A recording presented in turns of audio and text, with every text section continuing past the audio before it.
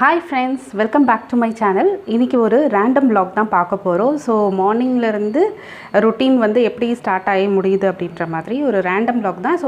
So இப்போ வாங்க நம்ம வீடியோஸ்க்கு போகலாம். ஸோ ஃபர்ஸ்ட் வந்து நம்ம மார்னிங் ரொட்டீன் ஆரம்பிச்சிடலாம். போய் ஃபஸ்ட்டு நான் குளிச்சுட்டு வரேன். நெக்ஸ்ட் வந்து என்னென்ன நடக்குது அப்படின்னு சொல்லிட்டு பார்க்கலாம் வீடியோக்குள்ளே. Let's go. குளிச்சுட்டு வந்ததுக்கப்புறமா பார்த்தா ஃபுல்லாக நிறைய துணி வந்து நேற்று நான் துவைச்சி போட்டது அப்படியே இருந்துச்சு. ஸோ இது எல்லாத்தையும் மடிச்சிடலாம் அப்படின்னு சொல்லிட்டு மடிக்க ஆரம்பிச்சிட்டேன்.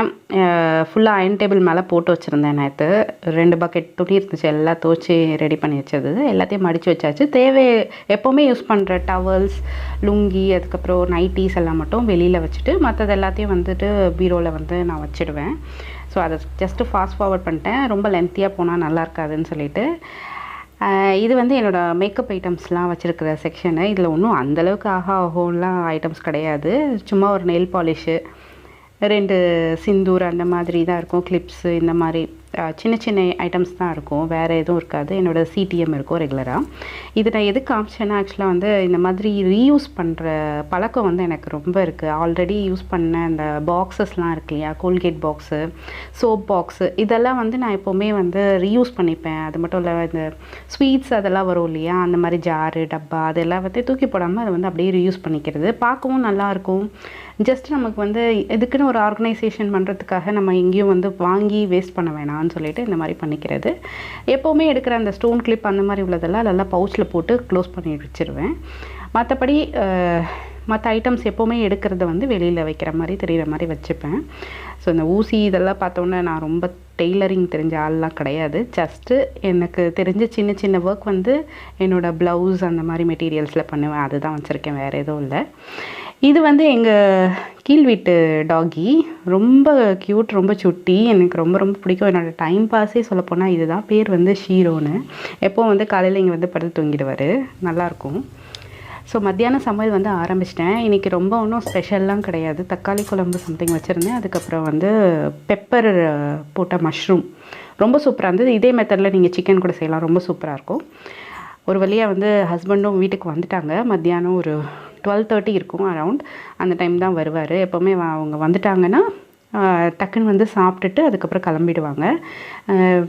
ஆஃபீஸ் வந்து கொஞ்சம் பக்கத்தில் தான், ரொம்ப வாக்கபிள் கிடையாது. ஒரு வண்டியில் போகிற அளவுக்கு டிஸ்டன்ஸ் இருக்கும்னு வச்சுக்கோங்களேன். ஸோ அந்த மாதிரி எனக்கு கொஞ்சம் கம்பெனி கொடுத்த மாதிரி இருக்கும்.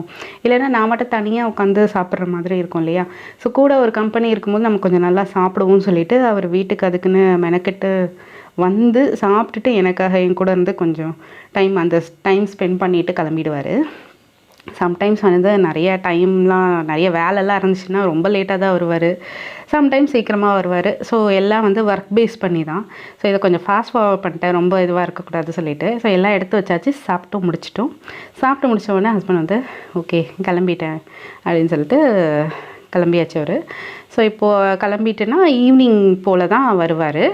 ஸோ அது வரைக்கும் எனக்கு வந்து நம்ம தனியாக தான் வந்து டைம் ஸ்பெண்ட் பண்ணுற மாதிரி இருக்கும். எனக்கு ஃபோனு, வாட்ஸ்அப் அந்த மாதிரி சம் பிஸ்னஸ் அது ஓடிட்டுருக்கு, ரீசெல்லிங் பிஸ்னஸ், அதை வச்சு ஓடிடுவேன். ஈவினிங் வந்து நான் என்ன யோசித்தேன்னா, ஒரு சின்ன vlog மாதிரி எடுக்கணும்னு நினச்சேன். இப்படி ஆயிடுச்சு.